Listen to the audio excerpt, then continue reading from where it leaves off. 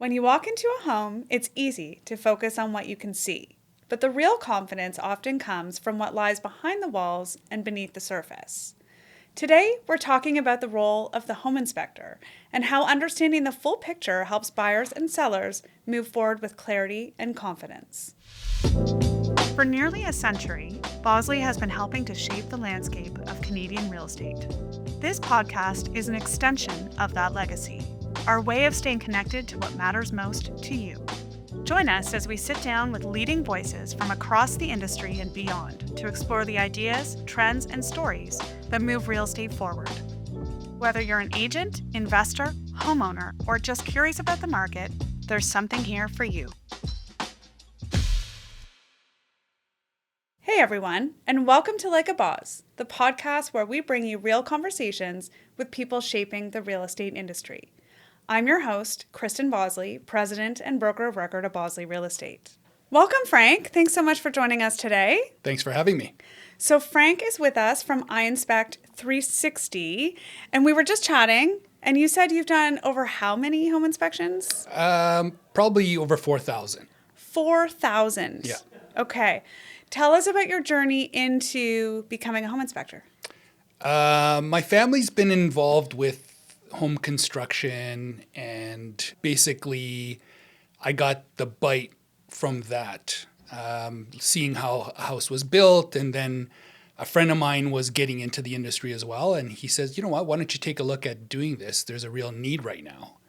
And looked at Seneca College. They had a night where you can go and see what was going on and what's involved with the course.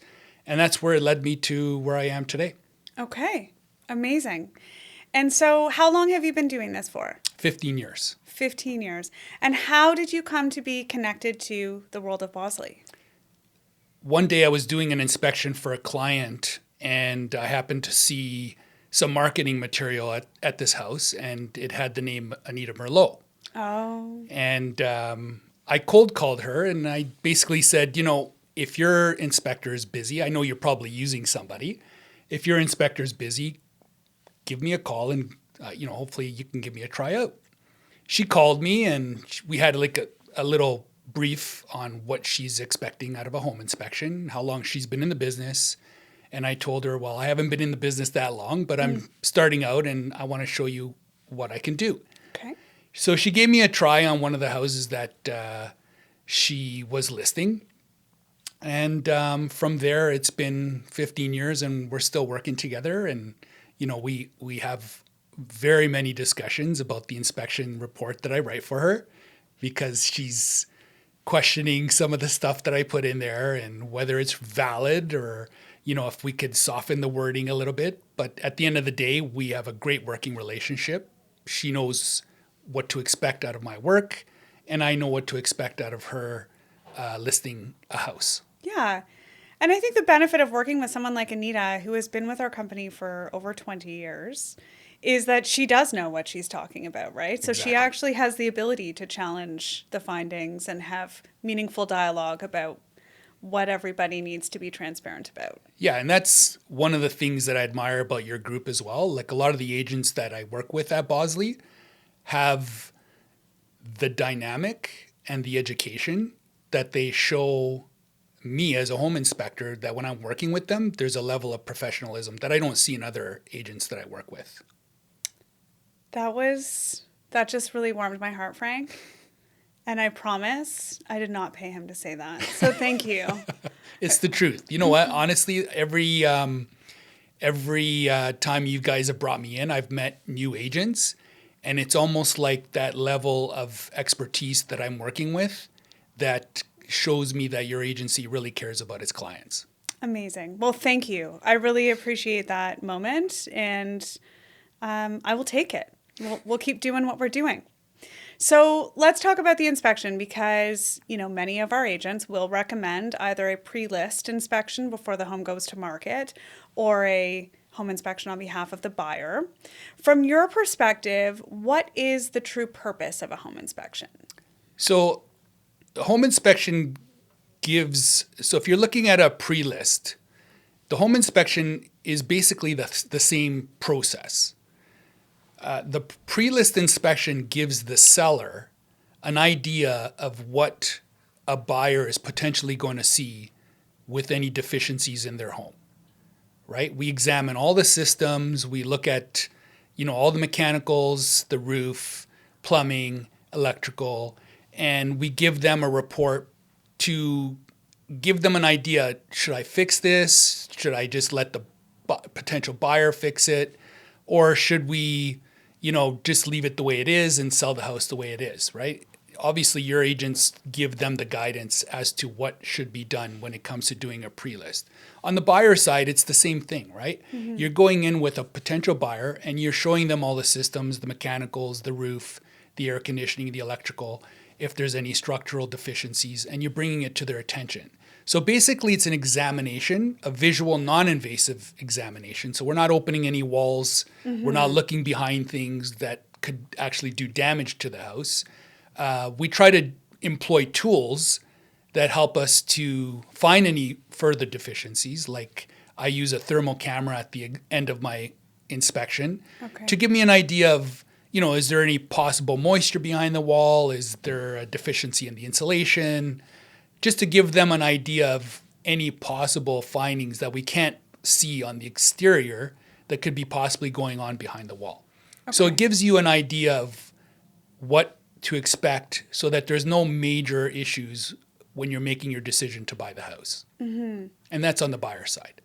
Okay. And how much does a home inspection these days typically run a client? I generally, for a house that's under 2,500 square feet, I charge $475 plus tax. Okay. And that does that include your thermal imaging? It does. It does. Wow. Okay. My prices go up as the size of the house goes up, just because of the amount of work that's involved. And I don't run through a house. I take 2 to 3 hours to do a house. Plus, I also take 2 to 3 hours to write a report. I do have narratives that are set in my program, right? But every house has its individual things that you want to address, and you want to personally address them to the people that you're speaking with, right? You want that audience to understand what you're seeing. And one of the things that I've learned in my business is that 70% of the market had been or continues to be first-time home buyers. Yes. And when you're dealing with a first-time home buyer, sometimes they don't know what we know. So my language in my report tends to be an educational tool for them. I try to make sure that they understand what I'm seeing, so they're not going back to your agent or they're not calling me for a follow-up on something that they just misunderstood. Right. Right? It's important to give them some guidance, and I try to use my inspection report as a tool for them for maintenance on their home. Okay. Also a wonderful tool. So tell me, what is something in your experience that clients or people often misunderstand about what it is you do in the inspection process? Sometimes they look at my job as providing them a warranty on the house when it's not necessarily a warranty. It's more, this is what we're seeing today. Something could happen tomorrow, but on the day of the inspection, this is what we saw. So we try to give them an idea that it's not going to be something that when they move in, that it's just going to be fixed. Right. Right? There's potential that they may have to do some maintenance to the house. There might be some repairs that might be needed in the house, or they may have to repair or completely replace something. Like if a furnace is old and the seller decides that they don't want to replace it, there could be like a short lifespan on that furnace and they may have to replace it in the near or longer term. So when I was in sales, I had this experience in my very own home. So I bought my first house, moved from a condo to a house probably 3 years into my sales career, had the home inspection, went to go renovate the bathroom, and the entire wall fell down in the bathroom because it was insulated with newspaper from the 1970s. And my siding had been leaking for so long that nobody had any idea. So the entire wall disintegrated and fell down. First thing Tom said to me, my dad, was, well, didn't you have a home inspection? And so the thing that I really didn't understand was home inspectors really are not, to your point, invasive. They're not seeing behind walls. So I used to tell my clients straight up, this is a tool to tell you as much as we can tell you about what you can see in the home. but it is home ownership, so you're still going to want to put $10,000 to $20,000 aside for the what ifs, right? Because there's a lot that we can't see behind the walls. And I think that's a good thing to tell people, because I think they're predisposed, or they're thinking of what they're going to expect out of the result of the home inspection, is that they can easily move into every house and that there's not going to be a problem. Right. I sometimes do get phone calls that, for example, I recently got a call from a client, or an email from a client on Super Bowl Sunday, that they found that there was a little pinhole leak in their plumbing in the condo that they were just moved in. They just literally moved into it. It was a week later. And they had asked me, why did I not inspect it? Right. So one of the things that I do, and I'm not sure if every other inspector does, is I take pictures of every square inch of the house. This is a backup for me, and it's also a way for me to show the buyer that if something changes from the time that we've done the inspection to the time that you take possession, I have record of it. Right. Right? So I went back in my file. I immediately emailed the client back and I said, I'm not in a position to respond to your email right now, but if you give me to tomorrow, I will get back to you. And by later afternoon, I had pictures of that exact plumbing that I saw.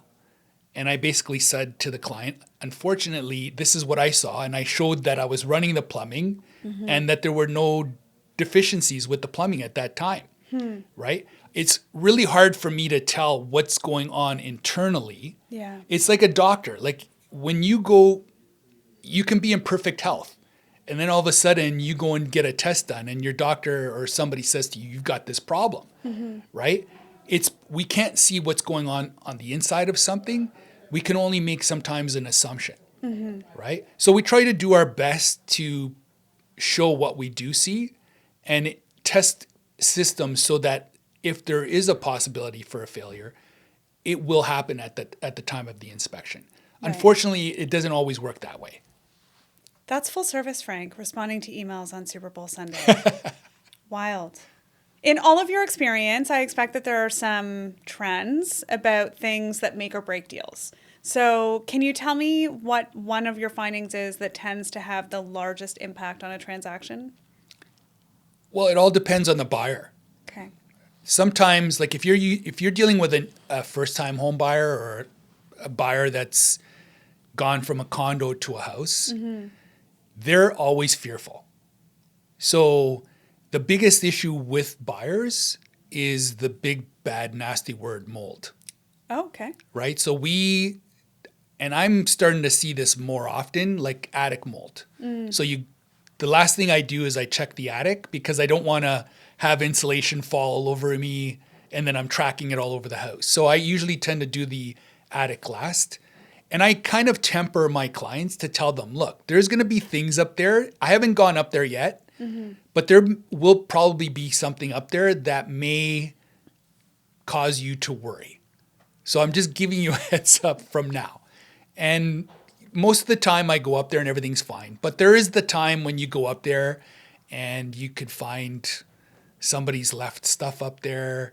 They've disturbed the insulation. The house didn't have pot lights, so they did a DIY and they've put the recessed lights in there themselves, not knowing to cover the lights, and all of a sudden your attic's covered in mold, right? Or the bathroom vent is venting into your attic. Or the bathroom vent is venting in your attic. The most common one. So a lot of the problems tend to be where people have a fear rather than having an understanding. Okay. Right? So mold is a problem. Attic mold is a problem structurally. It doesn't affect your health, right? Because it's in an area where airflow is moving up. The airflow is not coming down to the house. So people are very fearful of mold, right? Because they read about it. And yes, mold is something that you need to be cautious about, right? There's 200,000 variations or genera, as they call them, of mold spores. And there's 3 or 4 that are toxic that you have to be very cautious about. And if you have problems with that type of mold, it can affect your health, right? So those are the things that kind of come up in an inspection that make or break a deal sometimes. I can talk to people about how to remedy the situation, but sometimes those remedies could cost money. So Right. those are the things, the risk tolerance that some people need to be ready to face when they're looking at a cost, in the 15 to 20,000 sometimes to repair. Right. And what about water penetration issues? Because in my experience, this is something that buyers always panicked about, right? And I also tended to sell, I would say, older homes on average. So I had things like knob and tube and water in almost every house that I looked at. So what are the indications that you're seeing when you're going through the house, and how do you kind of have that discussion with any potential buyer? Again, it comes to the age of the house. With older homes, you're going to get, as soon as you walk into some of the houses, as soon as you walk in the door, you'll get that woof of must. Yes. Right? And You take that's your my steps biggest down into the worry. basement. That's my biggest worry walking into a house. Right? Where are we going to find water? Has there been a leak? Okay. Right? Generally, it's because of a block foundation. A lot of them were cinder blocks before. They're older houses. Now the mortar joint has a little bit of an opening, and you're getting water that's coming in behind a wall. Sometimes very hard to detect, right? You generally it depends. Did the house get renovated? Did they put up new walls? Did they paint over something? Did they take out the drywall and leave the damage? Like, it's very difficult to figure out unless you actually see some visible evidence. Right. Right? On the foundation. Or on the drywall. Yeah. Right? Because if there's a wall in front of that foundation wall, it's going to be very difficult to make a reasonable judgment that there was damage. But this is where your thermal reader comes in, isn't it? But if say, for example, you're going through 30 days in the summer where there hasn't been any moisture, you're not going to get that Right. read that's going to tell you, unless you see some voids. Like the insulation will be wet and it could create a void in that space. So hopefully you're looking at that and you're saying, okay, there's a possibility that there could be something going on behind the wall, and you bring it to the buyer's attention. A lot of the times, these repairs are they're not difficult to fix, and there's new methods to fix them. They generally don't have to dig on the outside of the house anymore to waterproof a house. It can all be done on the inside. Yes, it could be a problem if you have finished walls on the inside of the basement. It could be a little bit costly, but not as costly as you're digging on the outside of the house. Right. They have creative solutions these days. Yes. Okay. Amazing. So we've touched on mold. We've touched on water. I currently have a wonderful lawsuit going on over termites. Oh. Yes.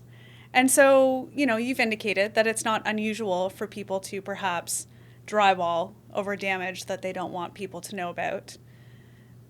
I would say that's a very similar situation to the one we're in at the moment. Do you inspect for termite activity? What is it that you look for? Do you know the pockets? Do you talk about it at all, or is that just not part of the inspection? So I look for anything that can be a deficiency, Okay. as long as it's visible. Okay. Again, most of the time, if a basement is finished, the only accessible area where you're going to see floor joists or any wood that's connected to the exterior of the house is probably in the mechanical room, if they haven't drywalled that area. You're going to see tubes. You'll see little penetrations in the wood. Generally, the termite tries to create a tube out of mud, and it uses that to travel. Okay. And where it looks for is it looks for wood, right, to dig into. That's their source of food. And you try to look along the edges of the wall where the floor joist connects to the concrete, like either the poured concrete or the concrete block. And you look for little tubes or little things that are hanging, right? And that's where you're going to basically find.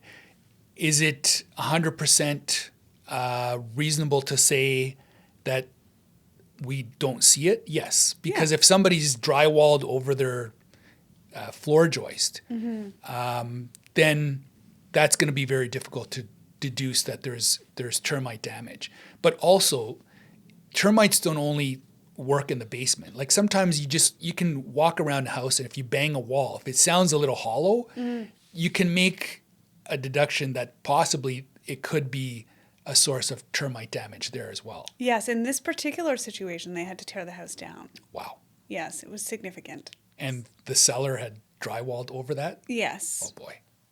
Yes, very large legal ramifications there. So, termite activity. Do you often recommend other resources to your clients in the event that you know you're in kind of a termite activity region, or do you typically partner with a realtor on that resource? I generally, so when any property south of, I would say, Bloor, Danforth are red zones.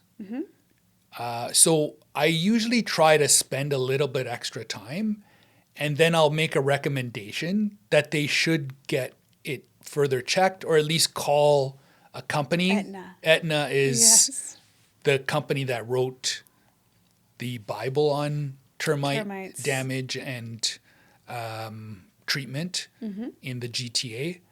I also have a family member that has been in the pest control business for 50 years. I make recommendations to them or to Aetna. Nice. Right? Just because what I can't see, maybe they know. Right? So what we usually do is ask either the realtor or the buyer to make a phone call and just say, I'm looking to buy a house in this neighborhood on this street. But because of privacy issues, they can't tell you exact addresses, but they'll tell you that they've done work in that area. Yeah. So it's a good resource to contact them. And when I was selling in the East End, it was always a bonus when I came across a seller who had done preventative treatment that like had a warranty around that. They did it every 2 years. I think that makes a home saleable. It's the little things that help, you know? Yeah, and that, you know what, those are the things that as a home inspector, you like to see when you're walking into a house, that somebody has laid out all their invoices. But it also shows a pride of ownership, right? Yeah. A pride of ownership, and you know that you're purchasing a home that's been well cared for. Exactly. And that, you know, really you're talking about systems. Yeah. You know, I like to tell people, like, whenever I do a house and I see, like, when I do a home inspection, I don't just do the job the day of. I try to look at Google Street View to see, you know, like, has anything changed?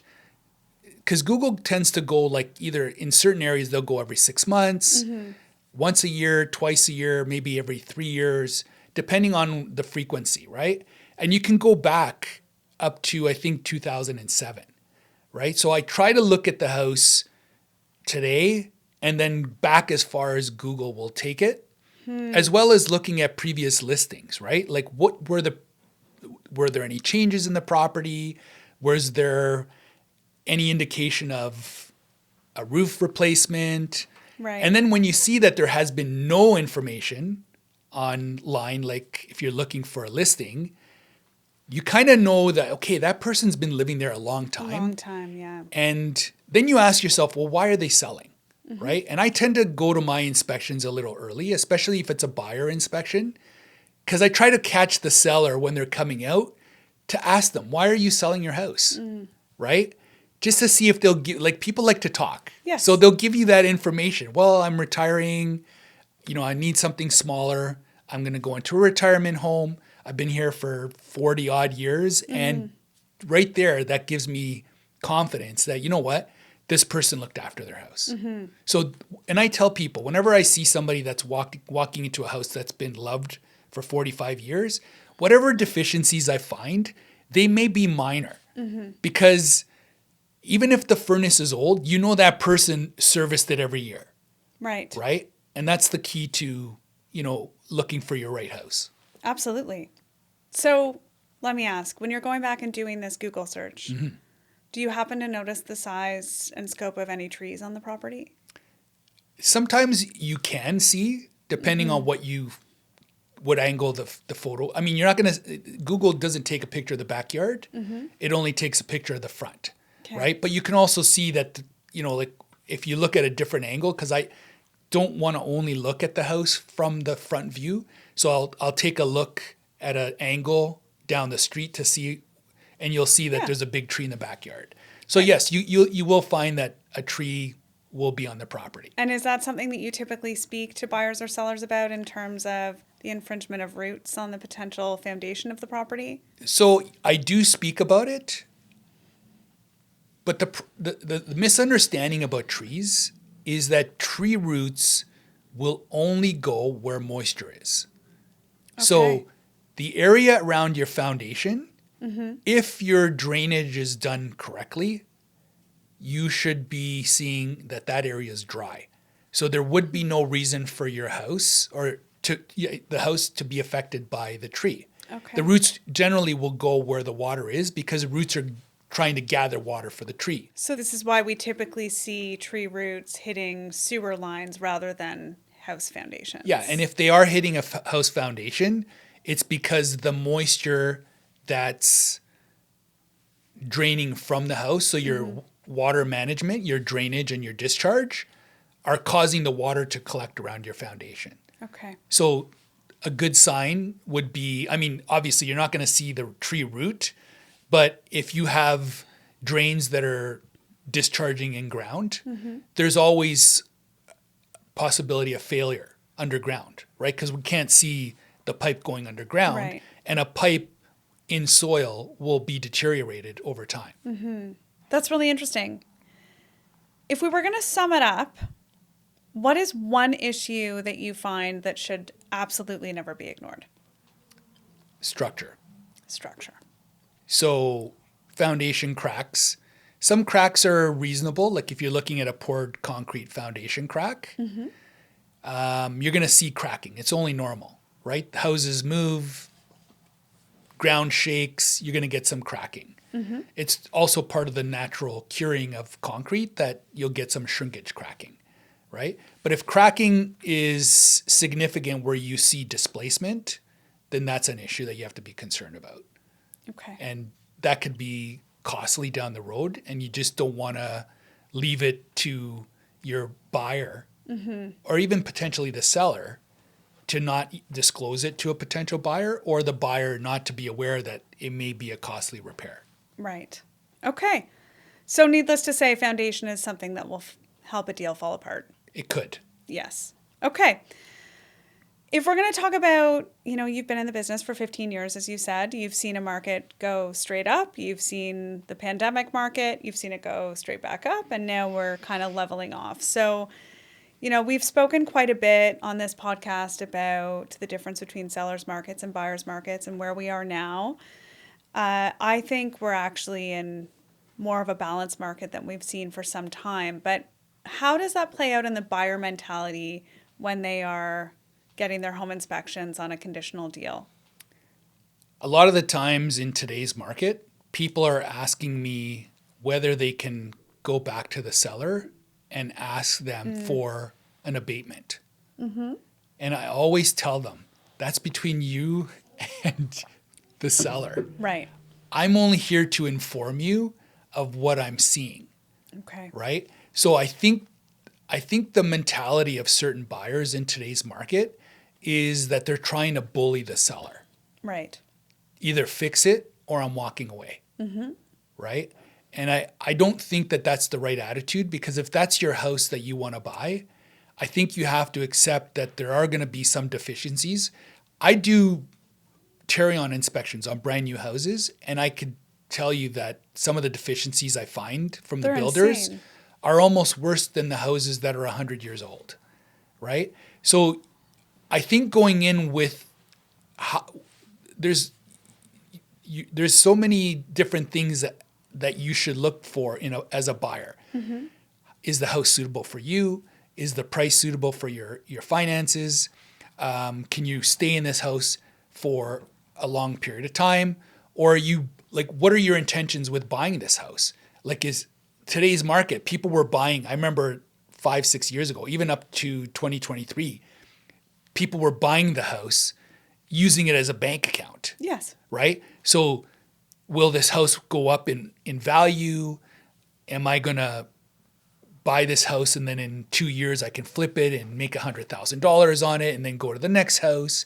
Well, that investment mentality is gone, right? Yeah. Now we're back to searching for a home. But to your point, we are seeing more abatements than we've seen in many years. And so for people who don't know the term, that an abatement is when a buyer has purchased a property conditional on a home inspection.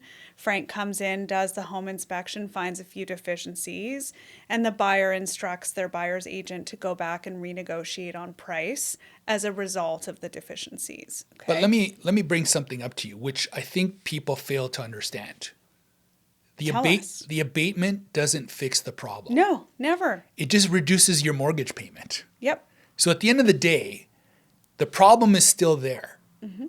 You haven't fixed it. Now where are you going to come up with that money to fix that problem?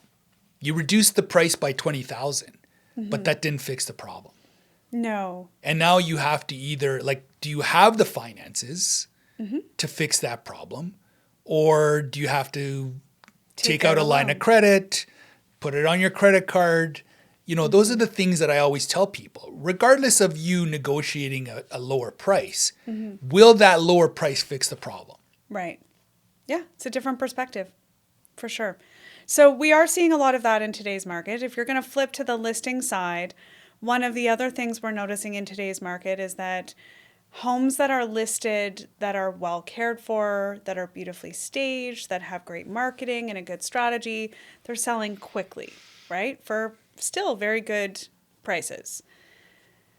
From a listing perspective, how can a home inspection help us do that? The home inspection will give the seller a roadmap to what the buyer is potentially going to ask you to fix. Great. So going back to our conversation that we had a minute ago, you're giving the seller an idea of what they are going to be faced with when the negotiation process comes into play. Right. Right? Some people, when they live in their homes, it's their pride, right? They think that their house there's nothing wrong with it, that everything works fine because they've been living in it and it's been working fine. But that's for them.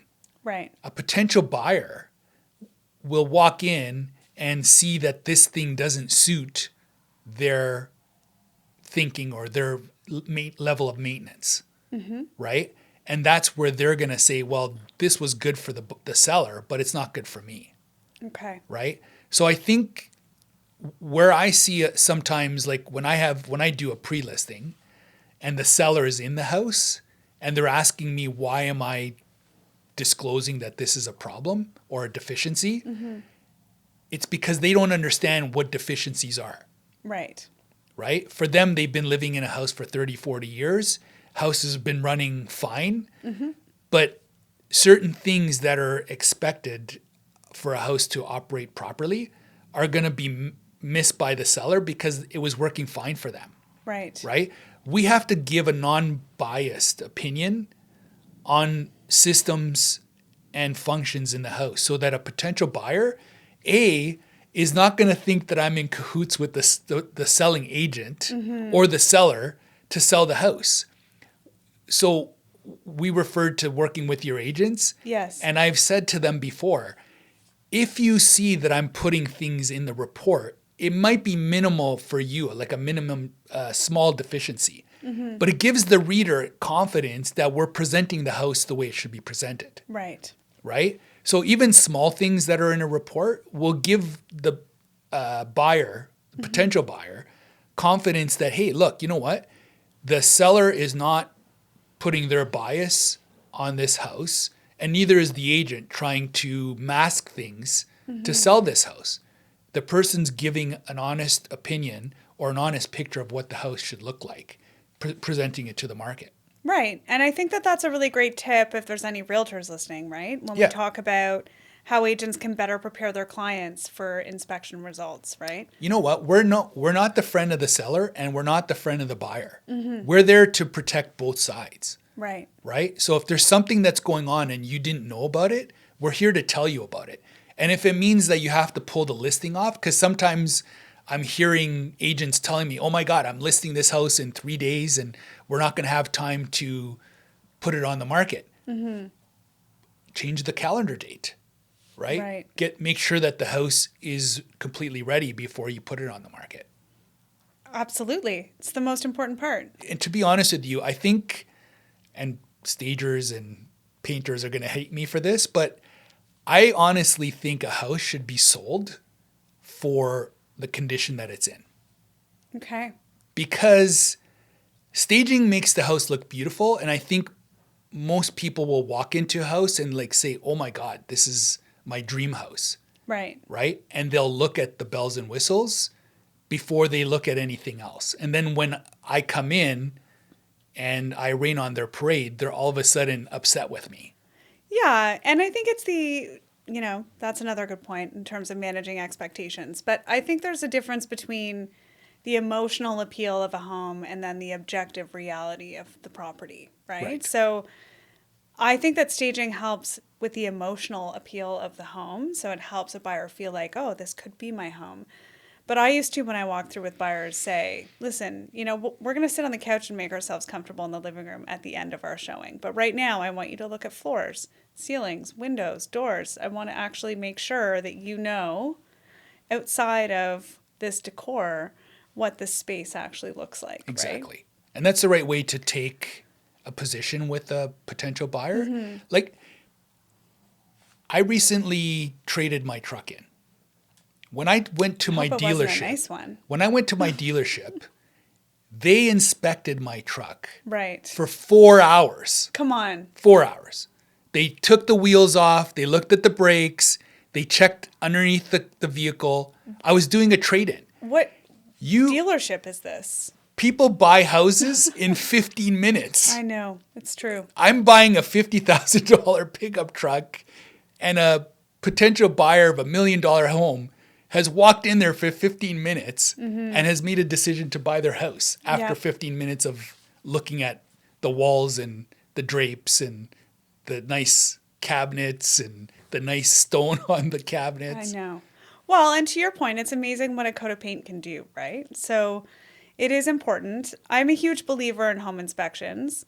I do admittedly believe that they don't tell you everything. I do think it's important to have a slush fund. But especially for first-time buyers, your point about first-time buyers, the estimation in 2026 is that 45% of the buying market in the GTA will be first-time buyers. I think the only thing that, we didn't touch on from that perspective is a lot of first-time buyers right now, particularly with the market the way it is, they're moving towards condos because there's a lot of great opportunity in the condo segment. So how does a home inspection differ between a condo and a freehold? Because there are far fewer systems in a condo. So firstly is the price. Okay. Price is a lot lower depending on the size of the unit as well. Right. We're not checking the common elements of a condo. We don't check the elevators. Okay. Again, that's part of the condo and it's beyond my inspection capability. My understanding, and correct me if I'm wrong, my understanding is that the home inspection can only cover inside the walls of the unit, correct? We only do the inside. But, that's an apartment. When it comes to like a condo townhouse, I still do the exterior. Because the exterior, you still want to tell the buyer what is going on, right? Even though the exterior elements are part of the condo corporation, I still check the exterior elements as well as the interior, right? So if you're looking at a condo apartment, the systems are a little less than a home inspection, so you're not going to take as much time. I generally like a unit that's under 800 square feet, or under 1,000 square feet. I should do it within about an hour, right? I'm still checking the plumbing. I'm looking at the plumbing, right? Because the biggest issue with condos in the downtown core has been Kitech. I was wondering if you were going to say it. It's not, and in Ontario, there have been very few incidences of failure. The problem with Kitech is that it got a bad rap. Through their class action lawsuit, but every construction material has class action lawsuits against them. Right. Every component maker has a class action lawsuit against it. The thing is, Kitech just took the brunt of it. And like I said, in Ontario, through every inspection agency, we haven't seen many failures. So the only problem that we see with Kitech is, and I tell people this, I'm not seeing the issues that are common with Kitech, but it's your insurance company. I was just You gonna may say not be able to get insurance on this property. Right. So there are insurers that insure, but they do charge a premium, right? Because of the knowledge that the system It's the could same as possibly knob fail. and tube, right? Right. Yeah. Right. And I've done houses where there's been knob and tube. I did a Century home with Anita, and the knob and tube was in really good condition, right? Still in use. So it was right? hard for me to defect that. The only thing I wrote in my report is it's there, Yeah. and your insurance company may ask you to replace it. Yeah. And typically they give you 60 days to replace it, or you just pay a premium. Yeah. Yeah. So back to the condo, we're basically looking at the walls. If there's any openings, like I like to open up a couple access doors to see, what's behind the wall. You'll always find the Tim Hortons cups from the builders back there. And, you just want to make sure that you're not seeing anything that could be a problem for the homeowner that's going into that property. Right. So you do try to find places where you can look behind walls, but basically it's checking the plumbing, making sure that the walls don't have any deficiencies, the doors are operating properly, and the windows and the HVAC unit is HVAC, working yeah. is properly. Yeah. Okay. Well, listen, insurance ramifications that can often come up. What are the two biggest things from my recollection? It's knob and tube and Kitech. Is there anything else in there that impacts insurance? It's hard to say. I think those are the two biggest. Structure, obviously. But the only way that the insurance company will find out if there's a structural issue is if they ask for your inspection report. Right. Which I generally tell people, the report belongs to you. The information that you provide to the insurance company is in the report. You can't lie to the insurance company about certain elements. For example, and another thing is 60 amp electrical service. Right? There are still a lot of houses, post-war houses in Toronto that haven't upgraded to 100 amps. Yeah. Right? So that might be something that may come up as an issue with insurance companies, right? Okay. The 60 amp service. So we have electrical, we have a little bit of Kitech plumbing, and please don't lie to your insurance company about anything. Never. Because they'll void your insurance. Well, any deficiency that comes up, if they see, for example, the first thing an insurance company does if your house catches on fire is they do an electrical examination. So as a homeowner, you're allowed to do certain things to your electrical, but according to the ESA, you're not, right? So anything that you've changed that a licensed electrician was supposed to change, they will not pay for your damage. Okay. Well, we don't want that. That explains it. I have a house in my neighborhood that has been literally burned to a crisp for at least 3 years as she's battling with insurance, trying to get some money out of it. So, yes, insurance companies. I'm going to stop there. Frank. Yes. Thank you so much Thank for you. all of this wonderful information. Before you go, I do like to do this weird thing where I ask the same questions to every guest on the show. I don't know you at all, so I have zero predictions about what your answers will be. Are you prepared to play? Let's play. Okay, yay. What's one lesson you've learned that you wish you knew earlier in your career? One of the things that I do now is I write more extensive reports. Okay. So one of the things every year you learn. You listen to what your clients tell you. So basically, if I could have started when I first started writing the reports that I'm writing today, I think that would be a benefit.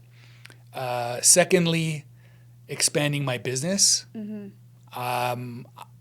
There are days when I do 3 inspections a day and I'm working 18 hours a day, right? And driving all over the place. I want to expand my business. I could have expanded it a while ago.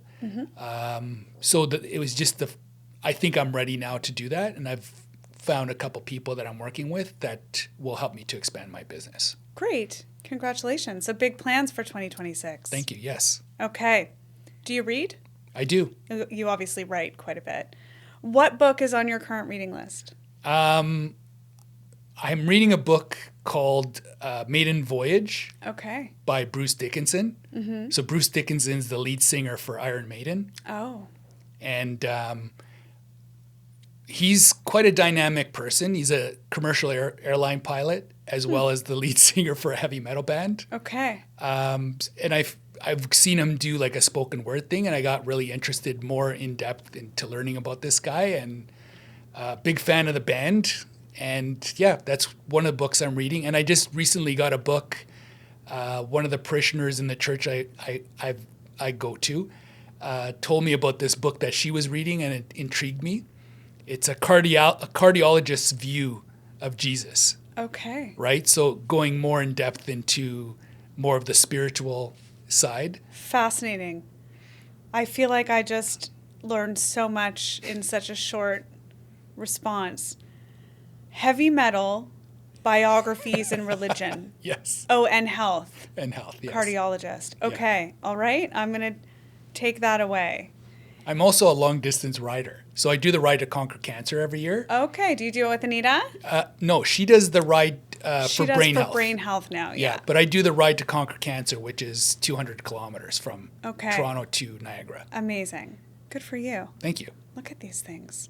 So if you were asked to give a TED Talk, what topic would you give it on?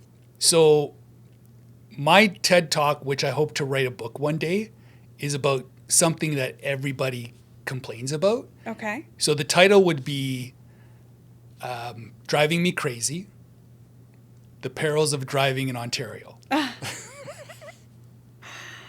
Oh my God. I love that so much. That's amazing. Yes. Certainly the realtor community would very much. Well, we all do because we put a lot of kilometers on our car, right? Mm-hmm. And the infrastructure that we're faced with and things that you see on a daily basis.